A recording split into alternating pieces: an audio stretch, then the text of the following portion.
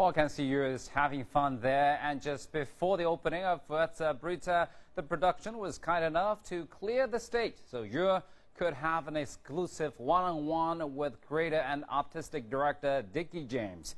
Let's find out what inspired the man behind this indescribably spectacular show. Diqui, thank you so much for taking the time out to speak with us. You just arrived yesterday. Yes, I am a little dizzy, but I am very excited to be here in Beijing. In previous interviews you've done, you said that this is not a show or a performance, it's a celebration. We don't use seats. You can just stand and you can move around, you can dance, you can be part of the show.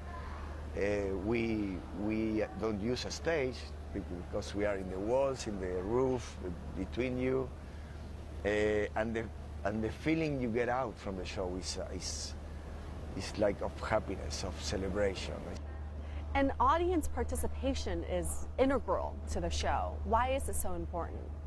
It's like when you are in the street and something happens.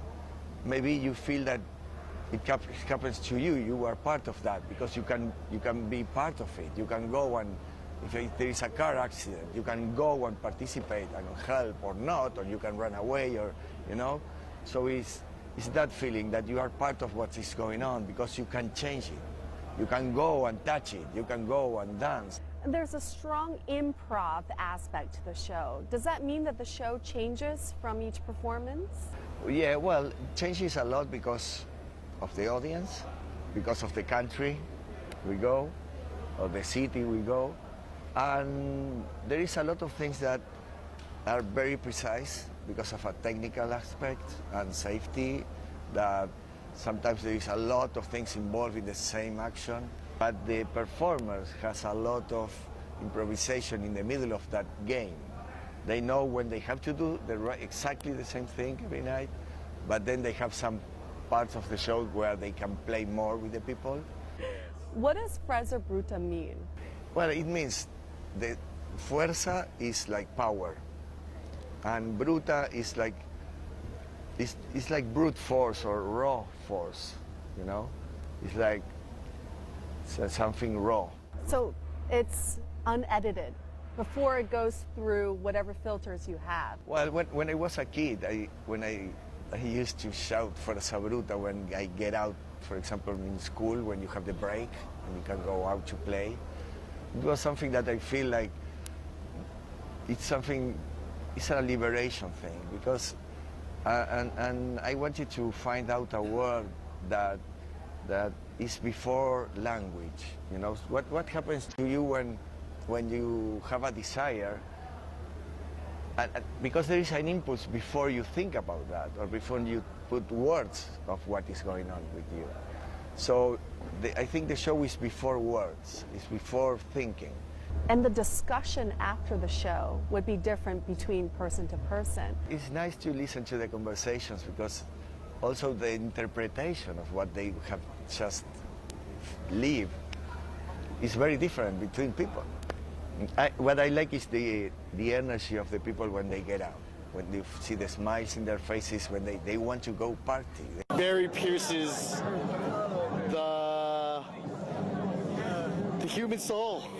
Yeah, let's put it poetically. I thought it was, the theater Broadway show. People are on stage and then some people appear, but they come and talk to you, interact with you, and then boxes just start appearing, and they're like, yeah, it was just amazing. I thought it would be Cirque du Soleil on young steroids, but it was far beyond that. If I had to come up with one word, I would say exhilarating. How did you come up with this concept? For me, I am since I was really young, I love carnival. For me, people in the street having fun and all together, this street feeling of festive feeling, like in a carnival or in a festivity, where everybody is together, kids, old people, young people, different type of people. Why is it important to bring this to China? I used to buy books about the story of China with a lot of pictures, and I love the differences. So to bring the show to a place like China that is culturally so different from where I grew up in Argentina, it's very emotional in a way. It's like maybe I go out in the street and I cannot understand one sign, or I cannot say a word, and people is very different. The food, the way, I don't know, the way we grow up in a very different environment. But suddenly here in the show, we understand everybody so well. It's the other side of the world. If you go further from Argentina to China, if I try to go further, I start to come back. So how is this production a reflection of Argentinian culture? We are a little bit crazy when we, for example, when we are very happy, we like to break things. It sounds silly, but... What kind of things? I don't know, like things that we break. Like, I don't know, we are jumping in a party and we want to throw the chairs away. It's like part of our feeling of happiness. I'm going to bring a helmet next time I go to an Argentinian party. And also we are very physical. We love to hug, we give kisses when we say hello, you know, between men, between women. When we are dancing, we like to touch each other, you know. I think that's very different from Chinese culture, and I think that's also something that is very Argentinian. Thank you so much for your time. I know you're extremely busy and No, probably a little they all jet-lagged work. as well. I just say, do this, do that.